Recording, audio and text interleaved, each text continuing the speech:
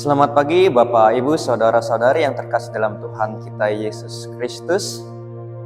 Pada kesempatan yang berbahagia ini kita akan bersama-sama belajar dan merenungkan sabda dari kebenaran firman Tuhan. Namun sebelum itu mari kita bersatu dalam hati, kita berdoa.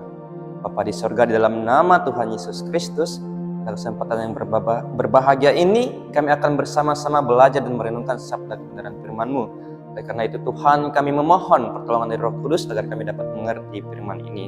Karena nama Tuhan Yesus Kristus kami telah berdoa dan mengucap syukur. Haleluya, amin.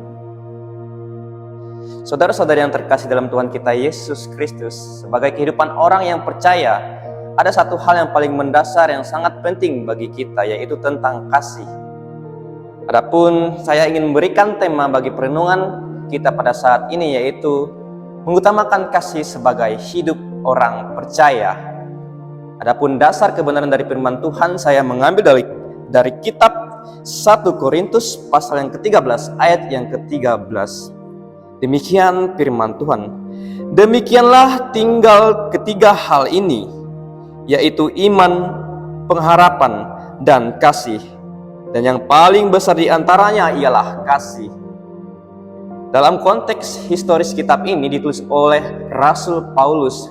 Ia bermaksud untuk menyelesaikan permasalahan yang ada pada saat itu, perpecahan di jemaat yang ada di Korintus. Oleh karena itu, nilai kasih sangat penting sebagai pondasi antara hubungan jemaat yang sehat dan harmonis. Saya memberikan pertanyaan bagi kita sebagai orang percaya. Mengapa kita harus mengasihi? Mengapa kita harus mengasihi sesama kita sebagai hidup orang yang percaya? Adapun saya memberikan 3 alasan mengapa kita harus mengasihi. Yang pertama adalah mengasihi sebagai perintah Tuhan.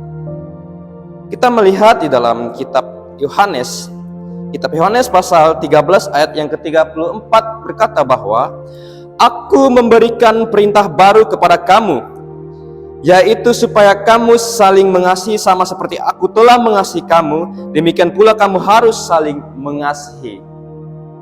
Saudara-saudari yang terkasih dalam Tuhan kita Yesus Kristus, mengasihi bukanlah sebuah pilihan, melainkan sebuah kewajiban, perintah dari Tuhan kita Yesus Kristus. Ini adalah tanda bahwa kita adalah sebagai murid-murid Tuhan Yesus Kristus. Dan alasan yang kedua mengapa kita harus mengasihi adalah kita mengasihi karena telah dikasihi oleh Tuhan. Di dalam 1 Yohanes pasal yang keempat mengatakan dalam ayat yang ke-19, kita mengasihi karena Allah lebih dahulu mengasihi kita. Dalam hal ini sebagai kehidupan orang yang percaya, kita mengasihi tidak ada alasan bahwa kita tidak mengasihi sesama. Karena Allah terlebih dahulu mengasihi kita. Oleh karena itu sebagai orang yang percaya dan sebagai orang yang dikenal sebagai murid-murid Tuhan kita Yesus Kristus, tentu kita wajib mengasihi sesama karena Tuhan telah terlebih dahulu mengasihi kita. Alasan yang ketiga mengapa kita harus mengasihi adalah kita sebagai anak-anak Allah yang sempurna seperti Bapa di surga, supaya kita menjadi anak-anak Allah yang sempurna, sama seperti Bapa di surga sempurna. Di dalam kitab Matius pasal yang kelima, khususnya ayat 43 sampai 48, Tuhan Yesus mengajarkan hal yang kontradiksi bagi kita sebagai manusia. Mengasihi orang yang telah mengasihi kita atau berbuat baik kepada orang yang telah berbuat baik kepada kita itu adalah hal yang wajar dan normal.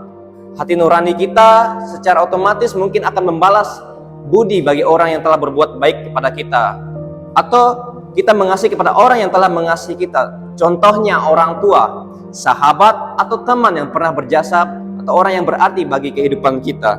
Namun dalam kitab Matius ini Tuhan Yesus mengajarkan hal yang kontradiksi. Bahkan secara manusia itu rasanya sulit untuk dilakukan. Kita diajak oleh Tuhan Yesus untuk melampaui semua itu.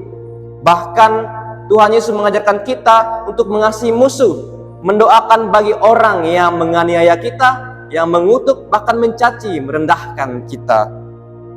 Untuk memahami dan mendalami makna nilai kasih yang Tuhan Yesus mau, mari kita belajar bersama-sama dari kisah atau cerita dari seorang Samaria yang baik hati. Kita bisa melihat cerita ini dalam kitab Lukas pasal yang ke-10 ayat yang ke-25 sampai 37. Secara singkatnya cerita ini diceritakan bahwa ada seorang musafir yang dirampok, bahkan dipukuli hingga ia jatuh, terkapar, lemas, terkulai, bahkan hampir mati. Tak lama kemudian datang seorang imam dan seorang Lewi. Namun mereka ketika melihatnya, ia memilih untuk melewati begitu saja. Seharusnya mereka ini memiliki hati yang berbelas kasihan, namun tidak melakukannya. Kemudian tak lama kemudian datanglah seorang Samaria.